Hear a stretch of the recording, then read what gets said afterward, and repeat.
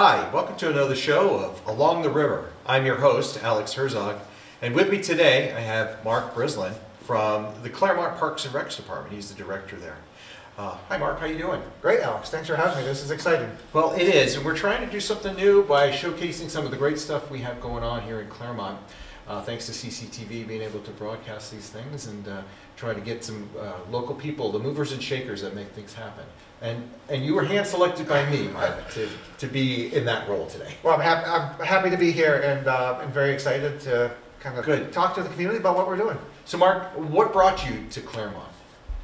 So I've been in Claremont for just about 7 years, 7 years in January, and it was the job for Parks and Rec Director. Before I came here, I was the Assistant Director up in Essex Junction, Vermont, and I saw this opportunity here as Director in Claremont with the beautiful new community center. It was just about a year old when I started, and that's what drew me here to Claremont. I'll tell you that I think the community center is probably one of the things that drew me when we came to visit and take a look. I just was amazed at how great that is, and honestly, I think the prices are very reasonable for somebody with a family that wants to have access to a rec center, swimming, courts, access the workout facilities. You also offer some free classes, right? We do. With the membership, we have fitness classes. Some are paid for, some are free. So depending on the class, they're included. And it's an all-inclusive membership. So, the pool, the gymnasium, the fitness room, that's all included in the price of your membership. So I am a little biased. My son's a lifeguard there, and I'll say that the pool is in great condition. My daughter swims there on the swim team. So I think they love that swimming pool, and it's a great resource for our community. And a lot of places don't have swimming pools because they tend to be a little expensive. Sure. And just yesterday, there wasn't school because of voting, and then I took my daughter in and we went swimming. We spent an hour in there and just wasting time and having some fun and getting a good workout in. So. Now, some of the young rec sports you've got going through there. You want to talk a little bit about that?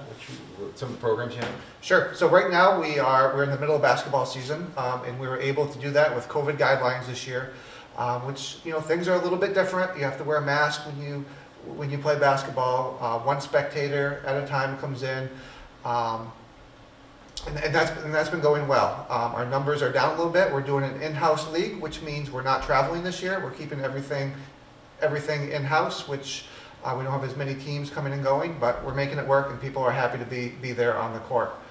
We just announced that we're going to be starting our baseball softball league this spring, and registration is now open, which is very exciting because if you remember last year, about a year ago, everything just kind of stopped and came to a halt.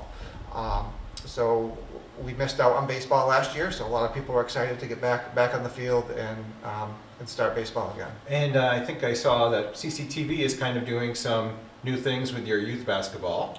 It's fantastic.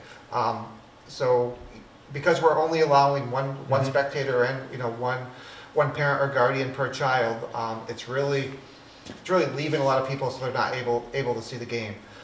So we work with CCTV on broadcasting and streaming the games live, and it is fantastic. And it's not only allows that parent, but it's also allowing grandparents and relatives from far away to be able to watch the game. Exactly. I hear a rumor that somebody from Virginia called and said, "What happened?" Because the game went into overtime. So that's great. They get to see their young children, grandchildren actively involved. So if you are far away and you do not have CCTV or Channel 8, you're able to stream it on your computer. So my parents live in New York State. They're able to get on and they're able to watch the game, which is great. So Mark, talk to us a little about the relationship with Arrowhead. How does that work into the Parks and Rec? Sure. So Arrowhead is really an extension of the Parks and Rec department. It's city-owned property, so the city owns the land at Arrowhead, but the Arrowhead Recreation Group is a nonprofit, and they run out the tubing, they do rentals out of there, and they're really a great organization and work very closely with us and our board. Yeah, I noticed that COVID's kind of put a little clamp down. You got to make appointments, but it sounds like we had plenty of snow this year. It looks like they were a pretty good operation. Yeah, and being a small hill, it's all weather dependent, and you never know what's going to happen. You could have a foot of snow one week and then it could turn to rain. But, that's all volunteer driven, and, they do a real good job. And I know they struggle sometimes with volunteers, but if you're looking for volunteer hours or something to do, you can give Chuck and the guys a call up there, and they'll be happy to explain kind of what they're looking for and Sure, the I think opportunity. year round too, they always need volunteers for different. Yeah, cleanups and painting things up there, and they're always looking for help. So Excellent. So let's talk about new people coming to the area. Let's talk about some things that you think with some new folks, if they wanted to check out some really cool spots, either run by Parks and Rec or not. What do you think? We talked about it earlier. The community center is always a draw. Talking to some of the realtors, one of the first things that they bring people who are new to the area is the community center. Especially, like I mentioned at the beginning, that's what drew me here. I have a young daughter. It's great, to go in and, be able to swim and use the gym and that type of thing and other programs. So definitely the community center. I might be a little biased, but to me, that's a gem of the community. Another one that I like, Parks and Rec related again, is Moody Park. Moody Park, it's a special place for me. You can go hiking, you can go mountain biking. I spend a lot of time up there mountain biking myself, and it's great for the beginners. Once again, I bring my daughter and my wife in, and we'll do some biking, and then I may go back later to get a little more miles in and do a little harder stuff. But there's something for everyone. And Cycle Depot is really active there of getting the trails and developing the mountain bike trails and those types of things and maintenance and stuff. So this winter you were laying down some tracks and trails for the cross-country skiers and for the snowshoers. We did. That was the first year we did that. We have a snowmobile that was a collaborative effort through the police department and rec department. So the police department uses it for patrolling the trails in the wintertime.